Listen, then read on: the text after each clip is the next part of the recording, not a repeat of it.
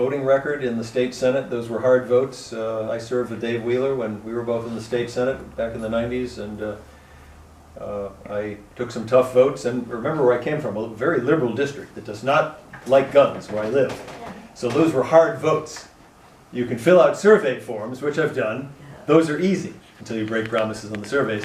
And I differ with my opponent, Kelly Ayotte, who promised to be a pro-constitutionalist, and I should tell you about her gun record. In 2006, when she was Attorney General, she stood next to Governor John Lynch at the time. He was a Democratic governor.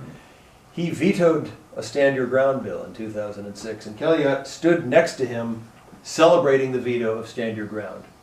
In 2006, Kelly Ayotte authored an amicus brief arguing that according to the New Hampshire Constitution, there is no right to constitutional carry.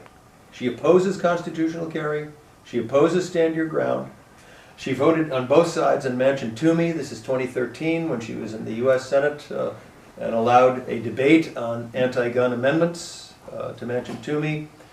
And just recently, this is very recently, she has voted with Dianne Feinstein, Senator Dianne Feinstein of California, to give Loretta Lynch, the Attorney General, who, by the way, Kelly Ayotte voted to confirm. That's right. Yeah, Right? that's right. She voted to give Loretta Lynch the power, using an ambiguous, unarticulated set of standards, to put anyone that Loretta Lynch doesn't like on a no-gun list. Kelly Ayotte argues that you can get off the no-gun list if you can put together $10,000 or $100,000 and go down to a Boston kangaroo court and get your rights back again. So you are found guilty as a result of Loretta Lynch putting you on a no-gun list for criteria that are unknown, and you can get back out if you front a whole bunch of money. You can get your money back if the government gives you back your gun rights again. This is wrong. We are innocent until proven guilty. And if a terrorist, the objective is to keep terrorists from hurting people. If a terrorist is, if there's evidence that they are a terrorist, evidence they're about to commit a terrorist-related crime or conspiring on one, then you use the Fourth Amendment. You go before a judge, you demonstrate probable cause, the judge allows law enforcement to investigate, and if the investigation results in the finding of a crime, you arrest that person and put them in jail. You don't take guns away from innocent American citizens. And by the way, this is the last part of keeping America safe. Okay? Kelly Ayotte did this Loretta Lynch, Dianne Feinstein anti-gun vote just a few weeks, what was it, 3 weeks ago maybe? She did this to keep us safe from terror, okay? Here's how we can keep us safe from terror.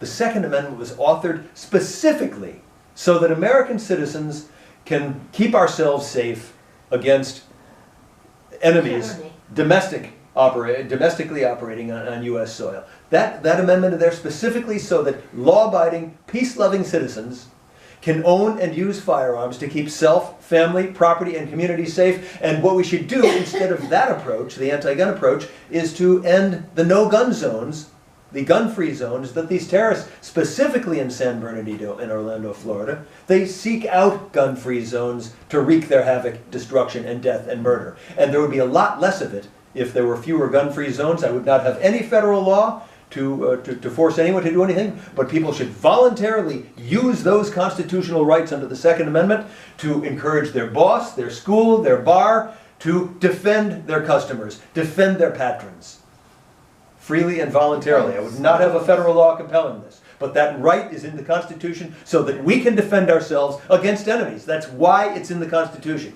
This incumbent is exactly wrong on this approach to defending us.